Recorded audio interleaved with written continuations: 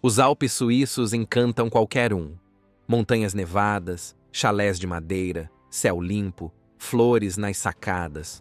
Tudo parece perfeito. Mas por trás dessa paisagem de cartão postal, existe um cotidiano pouco conhecido. Inverno rigoroso, isolamento, trabalho duro e uma rotina que exige colaboração o tempo todo. Tem vila que passa meses sem ver o sol. Tem lugar onde nem carro circula. Você já se perguntou como é viver num lugar assim, onde o supermercado mais próximo pode estar a horas de distância? Hoje, o belo mundo vai muito além da paisagem. Vamos entrar nos bastidores da vida nos Alpes suíços, e o que você vai descobrir talvez mude a forma como enxerga aquele cenário tão perfeito. Número 1. Localização e dados geográficos. A Suíça é o sonho de consumo de muita gente. Fica bem no coração da Europa e parece viver em outro tempo, em outro mundo, em outra lógica. Um país onde tudo funciona, onde as coisas são caras, mas também são impecáveis. E a gente já falou dela por aqui. Inclusive, recentemente, teve um vídeo só sobre as maiores curiosidades do país. E olha que em matéria de curiosidade a Suíça sabe surpreender. Você sabia, por exemplo, que por lá ainda é legal comer carne de cachorro e de gato? E se eu te dissesse que tem substância considerada ilícita em quase todo o mundo que é distribuída com receita médica por lá? Mas isso tudo é papo para o outro vídeo, porque hoje o nosso destino não são os bancos, nem as cidades reluzentes, nem os acordos internacionais. Hoje a gente vai subir mais alto. Literalmente. Os Alpes cobrem mais da metade da Suíça. São mais de 20 mil quilômetros quadrados de cordilheiras, picos nevados, lagos glaciais, trilhas estreitas e vales profundos onde vivem pouco mais de 1 milhão de pessoas. A maior parte delas espalhada em pequenos vilarejos, com menos de 1.000 habitantes, quase sempre cercados por encostas íngremes, florestas e muita, mas muita montanha. Essas vilas estão concentradas em regiões chamadas de cantões, que são como províncias autônomas, como Valais, Grisons, Berna e Uri. E é ali que ficam algumas das montanhas mais icônicas da Europa, como o Dufourspitz, que é o ponto mais alto da Suíça, com mais de 4.600 metros, ou o Matterhorn, com seu pico triangular tão perfeito que parece ter sido desenhado à mão. O clima muda bastante conforme a altitude. Nos vilarejos mais baixos, os invernos são frios, mas suportáveis. Já nas partes mais altas, o frio é sério. A temperatura pode cair para -15, -20. A neve bloqueia estradas, congela encanamentos e vira parte da rotina por meses seguidos. No verão, o cenário se transforma. Os campos florescem, os pastos voltam à vida e as montanhas se abrem para caminhantes e turistas do mundo inteiro. Só que aqui não é lugar de passagem. Tem gente que nasceu ali, cresceu ali, vive ali. Gente que aprendeu a respeitar o relevo, o frio, a distância e o silêncio. E é sobre essa vida que a gente vai falar agora. Número 2. Historia. Muito antes de virar cenário de estação de esqui e trilha de instagramável, os Alpes eram território de sobrevivência. A ocupação humana por ali começou há milênios, mas nem sempre foi contínua. Na época do Império Romano, já existiam rotas importantes cruzando a região. Uma das mais conhecidas era a passagem do Grande São Bernardo, um dos principais caminhos através das montanhas, ligando o norte da Itália ao centro da Europa. Hoje ela é famosa por causa do cão São Bernardo, que era usado por monges para resgatar viajantes na neve. Mas naquela época, os romanos evitavam morar nas alturas. Eles preferiam se estabelecer nos vales mais baixos, onde o clima era mais ameno e o acesso mais fácil. Quem encarava as altitudes eram os povos celtas e réticos, que ocupavam vales isolados e viviam da caça e da agricultura. Mais tarde, já na Idade Média, camponeses começaram a desbravar encostas inóspitas em busca de terra, pasto e liberdade. Foi ali, em meio a esses vales, que nasceu a Suíça. No século XIV, 3 comunidades montanhosas, Uri, Schwyz e Unterwalden, se uniram para resistir aos senhores feudais. Surgia ali a Confederação Suíça, um país fundado por vilarejos tentando sobreviver por conta própria. Esse espírito de independência virou símbolo nacional. Em alguns cantões, até hoje, as decisões políticas são tomadas ao ar livre.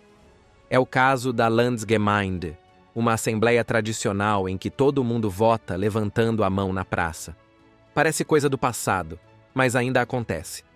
Durante séculos, a vida foi na base da agricultura de subsistência. Cada vila tinha seu próprio sistema de irrigação, como os bices no cantão do Valais. Criavam vacas, faziam queijo, dividiam pastos. Eram comunidades fechadas, com sotaques, regras e lendas próprias. Só no século XIX é que o mundo lá fora começou a olhar para os Alpes com encantamento. O movimento romântico europeu levou turistas, alpinistas e curiosos até os vilarejos mais remotos, os Alpes, que é nosso destino. Número 3. Vestimentas e adaptação ao frio. Sabe aquele ditado, quem vê cara não vê coração? Pois é. Quem vê os Alpes suíços verdinhos nas fotos de verão, com vaquinhas pastando e trilhas floridas, não imagina o que é viver ali no meio do inverno. Aquelas casinhas charmosas, cercadas por montanhas perfeitas, enfrentam temperaturas abaixo de 0 por meses. E quando a neve cobre tudo, não tem paisagem de conto de fadas que dê conta do frio real que faz. Por isso, o jeito de se vestir nas aldeias alpinas não nasceu de uma tradição bonitinha. Nasceu da necessidade. Sempre foi uma questão de sobrevivência. As roupas tradicionais seguem o esquema das camadas. Primeiro, uma roupa debaixo de lã, depois camisa grossa, colete reforçado, casaco de lã batida ou couro e, por cima de tudo, uma capa contra vento e água.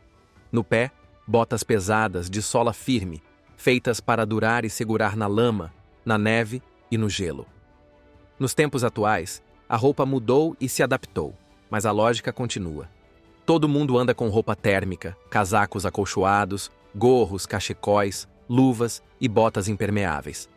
Em alguns vilarejos, a roupa do dia a dia é praticamente a mesma das pistas de esqui. E a adaptação também acontece dentro de casa. Número 4. Como funcionam as casas. Para aguentar o inverno alpino, não basta vestir lã. A casa também tem que estar pronta para a guerra. E ali, cada detalhe foi pensado para enfrentar meses de frio, vento e neve. O que parece decoração charmosa é, na verdade, estratégia de sobrevivência. As paredes são grossas, feitas de madeira ou pedra, com isolamento térmico reforçado. As janelas são pequenas e têm vidro duplo, para segurar o calor dentro e manter o vento do lado de fora. Os telhados são inclinados, para a neve escorregar e não acumular. E o porão subterrâneo serve tanto para estocar lenha, quanto para guardar alimentos protegidos do congelamento. Nas casas mais antigas, ainda se usa o Kachelofen, um forno de azulejo que aquece o ambiente de forma lenta e contínua. Uma vez aquecido, ele irradia calor por horas. Em tempos de energia cara, isso ainda faz muita diferença. A água vem de sistemas protegidos do congelamento. E não é raro encontrar vilarejos com fontes públicas no centro, que funcionam o ano inteiro. Dentro de casa, tudo é pensado para a economia. O banho é rápido, os cômodos são aquecidos de forma seletiva, e o ar precisa circular todo dia, mesmo no frio, para evitar mofo. Mas se tem algo tão importante quanto o casaco certo e uma casa bem isolada, é a comunidade. Porque nos Alpes, uma andorinha só não faz verão, ou, no caso em questão, sobrevive no inverno. Número 5. Cotidiano e vida comunitária. O cotidiano nos vilarejos alpinos pode parecer simples, mas está longe de ser monótono. Acordar antes do sol nascer é rotina, principalmente para quem lida com gado. Tem lugar onde o dia começa com o badalar do sino das vacas e termina com o da igreja. Logo cedo, as famílias já estão de pé, alimentando os animais, ordenhando leite fresco e colocando lenha no fogão. A ajuda mútua é lei.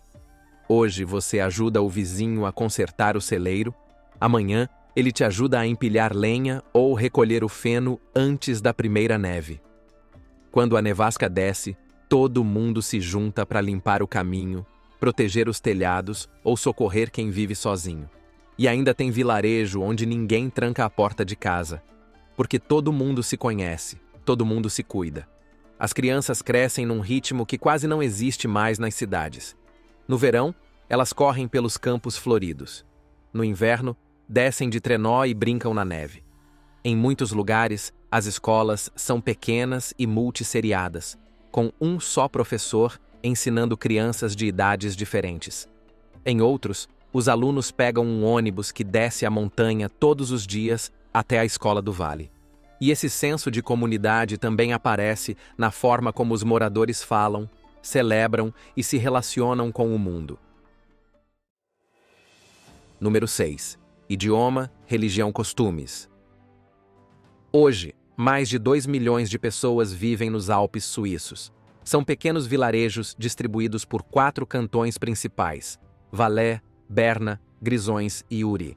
E por mais que o cenário seja parecido, o jeito de viver muda bastante de um vale para o outro. A começar pela língua.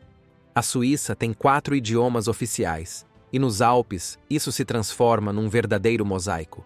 Em partes do Valais e de Berna, por exemplo, o que se fala é um dialeto do alemão suíço, tão local que moradores de vilarejos vizinhos às vezes mal se entendem. No cantão de Friburgo, o francês é dominante. No Ticino, é o italiano que dá o tom das conversas. Já nos Grisons, existe algo ainda mais raro: o romanche, um idioma herdado do latim, falado por menos de 0,5% da população. Essas diferenças linguísticas moldam não só o som das ruas, mas também as tradições de cada comunidade. A religião, por exemplo, varia conforme a região. Nos cantões católicos, as igrejas estão no centro do vilarejo, com missas frequentes e festas dedicadas a santos padroeiros. Em regiões protestantes, o tom é mais sóbrio, mas nem por isso menos presente. Os cultos reúnem as famílias em celebrações discretas, marcadas por canto coral e rituais antigos. O calendário religioso é respeitado em todos os cantos. Natal, Páscoa e o Dia do Santo Protetor da Vila mobilizam a comunidade inteira. E tudo isso reflete em costumes muito próprios, como as procissões, os feriados comunitários e os rituais de cada estação. Mas se tem um momento em que essa identidade realmente ganha vida, é nas festas tradicionais. É aí que os Alpes deixam de ser só paisagem bonita e viram espetáculo cultural. Número 7. Tradições alpinas e cultura local. Se o dia a dia já tem seu charme, é nas tradições e nas festas que os vilarejos alpinos mostram de verdade quem são. Cada canto dos Alpes tem seus próprios rituais, e muitos deles vêm lá de trás, da Idade Média ou até antes. Um dos mais esperados acontece no final do verão, quando as vacas voltam dos pastos de altitude. É o famoso Alpabizug, em alemão, ou Des Alpes, em francês. Acontece entre setembro e outubro e vira um verdadeiro desfile. Os animais descem a montanha enfeitados com flores e sinos brilhantes. Os pastores vestem roupas típicas. Os moradores preparam barraquinhas de queijo e vinho quente. E a música toma conta das ruas. É o encerramento simbólico do verão, celebrado com orgulho por quem vive do gado. Em algumas regiões do Valais, tem até torneio entre vacas. São as chamadas lutas de rainhas entre vacas da raça Erens. Nada sangrento. É só uma disputa de força, onde 2 vacas se encaram até uma desistir. A vencedora vira celebridade local e ganha até coroa. E ninguém acha estranho, porque por lá os animais fazem parte da vida de um jeito que vai além da pecuária. Mas não são só os pastores que fazem a festa. Em janeiro, no cantão de Grisons, acontece um dos rituais mais curiosos do ano, o Chalandamars. Jovens e crianças percorrem as ruas com guizos pendurados, estalando chicotes e fazendo barulho para espantar o inverno e chamar a primavera. Esse festival ficou conhecido no mundo inteiro por causa do desenho Heidi, baseado no livro da escritora suíça Johanna Spyri. A história da menina órfã que vai morar com o avô nos Alpes encantou gerações, e o Chalandamars aparece em um dos episódios como símbolo da cultura local. Já o carnaval ganha versões únicas, com fantasias tradicionais e personagens que zombam da vida na aldeia. Na primavera e no verão, tem colheitas festivas, festas do vinho, dança ao ar livre e concertos de música folclórica.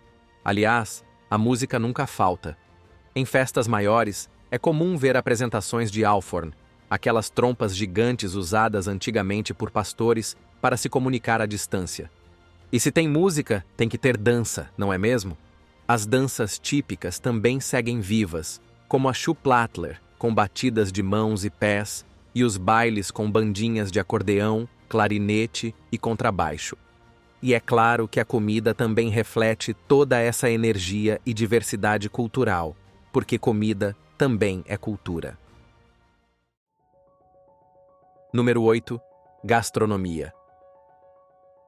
Se tem uma coisa que não falta nos vilarejos alpinos, é comida com história. A cozinha por ali é simples, mas feita para sustentar. E cada prato carrega um pedaço da paisagem. O dia começa cedo e com café da manhã reforçado. Nada de pressa, nem de cereal industrializado. Em muitas casas ainda se ferve o leite fresco tirado da vaca na mesma manhã. O cheiro de pão rústico no forno, café preto no fogão a lenha e manteiga caseira é quase um ritual. No almoço, entram em cena os ingredientes que vêm direto do campo. Um prato típico é a sopa de cevada, quente e espessa, perfeita para encarar o frio. Mas nenhum símbolo é mais forte do que o queijo derretido. Tem a raclette, que é servida com batatas e picles. Inclusive, na região do Valais, nenhuma festa está completa sem ela. É servida à vontade, acompanhada de vinho branco Fendant, produzido ali mesmo, nos vinhedos dos vales mais baixos. Sim, existe vinho alpino, e ele é bem respeitado. Já em Appenzell, quem reina nas festas são as salsichas defumadas e os bolos de frutas secas. E no cantão de Uri, os encontros comunitários costumam ter Älplermagronen, uma espécie de macarrão gratinado com queijo, batata e cebola que é quase um abraço no estômago. E já que falamos em carne defumada, vale mencionar o Bündner Fleisch, uma carne bovina curada e seca típica dos grisões. É cortada fininha, quase transparente, e acompanha bem o pão escuro e os queijos fortes. Porque sim, os queijos são outro orgulho local. Cada vale tem o seu: Gruyère, Emmental, Appenzeller, Tilsiter, Raclette do Valais. Muitos ainda são feitos artesanalmente nos alpages, os pastos altos onde as vacas passam o verão. E o mais curioso é como esses produtos saíram de vilarejos minúsculos e ganharam fama mundial. O queijo Gruyère, por exemplo, leva o nome de uma vila que tem pouco mais de 2.000 habitantes e fica no cantão de Friburgo, na parte oeste dos Alpes suíços. O mesmo vale para o chocolate Toblerone, que nasceu em Berna, capital da Suíça, e cujo formato triangular foi inspirado na silhueta do Matterhorn, um dos picos mais emblemáticos dos Alpes, na fronteira com a Itália. E por falar em chocolate, ele também tem lugar garantido nas mesas alpinas. Seja em fondues fumegantes para aquecer as noites de inverno, seja em barrinhas distribuídas às crianças nas festas de fim de ano, ele é parte da festa. Mas nem só de tradição e comida vivem os Alpes. Porque, convenhamos, para manter mesa farta e festa animada, é preciso mais do que queijo e simpatia. É preciso ter dinheiro no bolso. E aí surge a pergunta que não quer calar. Como essas comunidades tão pequenas conseguem ser sustentáveis hoje? A resposta você vai ver já já. Mas se você chegou até aqui, é porque está curtindo o vídeo. Então não esquece de deixar o like para fortalecer o canal. Assim, o mundo, o belo mundo, continua te levando para os lugares mais incríveis do planeta, inclusive aqueles que ninguém te mostrou antes. Número 9. Economia e turismo. A base econômica dos vilarejos alpinos sempre foi a agropecuária. Criar vacas, produzir queijo, cuidar das pastagens. Só que isso, por si só, já não sustenta mais as comunidades. A maioria dos moradores hoje acumula funções. De manhã, ordenham leite. À tarde, trabalham num teleférico, recebem turistas em casa ou vendem geleia artesanal no centro da vila. O turismo virou a principal fonte de renda. Só em 2024, a Suíça registrou mais de 40 milhões de pernoites em hotéis, e uma boa fatia disso veio das regiões alpinas. Lugares como Zermatt, Grindelwald e St. Moritz recebem, no inverno, 4 vezes mais turistas do que o número de moradores. Em dias movimentados, é comum ouvir 5 idiomas diferentes na padaria da esquina. E não são só as vilas famosas. Nas menores, o turismo chegou de forma mais discreta. Trilheiros no verão, esquiadores no inverno, feiras de produtos locais, visitas guiadas por moradores mais velhos, museus improvisados em antigas igrejas. Cada franco gasto por um visitante ajuda a manter vivo o comércio, a escola, a estrutura da vila. A economia também vai além do turismo. Tem produção de vinhos de altitude, artesanato, queijos com selo de origem e até usinas hidrelétricas aproveitando os rios de montanha. Hoje, o que se vê é uma economia criativa e adaptada à nova realidade. Mas toda essa atividade econômica também traz à tona grandes preocupações e desafios. Número 10. Desafios. A verdade é que manter viva uma comunidade nos Alpes não é tarefa fácil. Por trás das paisagens perfeitas, existe uma série de desafios que colocam em risco o futuro dessas vilas, e o primeiro deles é a pressão da urbanização. Parece estranho falar de urbanização em lugares tão pequenos, mas ela acontece. Mesmo sem aumento populacional, o número de casas cresceu nas últimas décadas. São chalés maiores, segundas residências de gente rica que só aparece no Natal e no verão. Isso lota os vilarejos, infla os preços dos imóveis e esvazia a vida comunitária fora de temporada. Outro desafio é o ambiental. As montanhas estão sofrendo com o aquecimento global.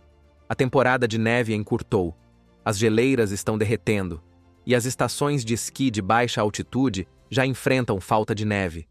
A solução tem sido usar neve artificial, mas isso gasta água, energia e não resolve o problema de longo prazo. E tem mais. O solo alpino é frágil. Qualquer construção mal feita, qualquer remoção de vegetação pode causar deslizamentos. Em 2017, a vila de Bondo viu parte da encosta desabar depois do degelo do permafrost, aquele solo que deveria estar congelado há milênios. Para piorar, as mudanças climáticas afetam também a fauna e a flora. Marmotas e cabritos monteses estão subindo para altitudes maiores em busca de frio. Algumas espécies de pinheiros sofrem com pragas que antes não resistiam ao gelo, e os moradores percebem flores nascendo antes da hora, tempestades fora de época, verões mais secos. A pressão não é só ambiental, é social também. Muitos jovens deixam os vilarejos em busca de oportunidades nas cidades. E com isso, o risco de esvaziamento é real. As escolas fecham, as igrejas ficam vazias, as tradições se perdem, ou seja, por mais charmoso que pareça o cotidiano alpino, ele depende de um equilíbrio delicado entre progresso, tradição e preservação. E nem sempre esse equilíbrio é fácil de manter. Número 11. Futuro. Diante de tantos desafios, jovens indo embora, natureza sob pressão, invernos incertos, diante de tanta pressão, a pergunta que fica é: dá para manter os vilarejos alpinos vivos no século XXI? A boa notícia é que tem gente tentando. A tecnologia virou aliada. Com internet rápida e home office, morar nas montanhas deixou de ser isolamento. Muita gente está se mudando para lá, atrás de uma vida mais tranquila, sem abrir mão do trabalho. Tem vilarejo, oferecendo incentivo financeiro para quem quiser se estabelecer. Tem prefeituras reformando casas antigas, montando espaços de coworking e melhorando escolas. Em Squall, por exemplo, nos Grisões, um centro digital chamado Mia Endiadina virou referência. Lá, profissionais trabalham com vista para os Alpes, com Wi-Fi de ponta e até café local incluso. E não são só os de fora que estão chegando. Lembra daqueles jovens que a gente mencionou que deixaram os vilarejos atrás de estudo ou oportunidade nas cidades? Pois é, o inverso também está acontecendo, o que dá um pouco mais de esperança para essas vilas isoladas. Muitos jovens que cresceram ali e foram estudar nas cidades estão voltando. Com um emprego remoto ou um negócio próprio, preferem ficar perto da família, do ar puro, da rotina mais simples. Além disso, tem vilarejo apostando no agroturismo. Visitante passa o dia com o fazendeiro, ajuda a cuidar das vacas, aprende a fazer queijo. É renda extra e troca cultural. Outros estão recuperando tradições esquecidas, reabrindo museus, ensinando às crianças o dialeto local ou o uso da trompa alpina. Tudo para evitar que a cultura se apague. Claro que não é fácil, nem todo vilarejo vai conseguir, mas o que antes parecia o fim de um ciclo, agora mostra sinais de renovação. E quem sabe nos próximos invernos sejam os netos desses jovens que estarão tocando o sino da igrejinha, mantendo a vida acesa nas encostas. E aí, você moraria em um lugar assim? Teria coragem de encarar um inverno rigoroso isolado pela neve ou trocar as comodidades urbanas pela simplicidade montanhesa? O que mais te surpreendeu na vida desses vilarejos suíços?